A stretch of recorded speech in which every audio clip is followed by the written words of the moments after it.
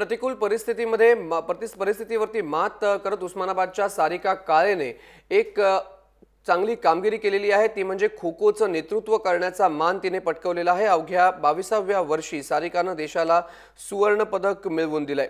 सारिकाच्या यशाने सारिकाच्या आईचे डोळे आनंदाने पाणावलेत। तसं पाहता सारिकाच्या घरची परिस्थिती हालाकीची, वडील अपंग तर आई धुणीभांडी करत घराचा गाडा हाकते। 5वी पासूनच सारिकाला खो खोची आवड, खडतर मेहनतीच्या जोरावर मिळवलेलं यश अगदी वाखाणण्याजोगं।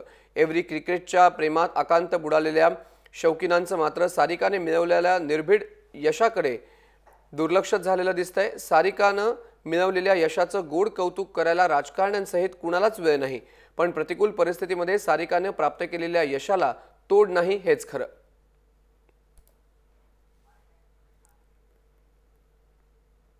घरची परिस्थिती बिकट आहे। त्या बिकट परिस्थितीमधून मी आज इथपर्यंत आले। मला खूप अभिमान वाटतो की मी गरिबी परिस्थितीतून सुद्धा इथपर्यंत वर आली।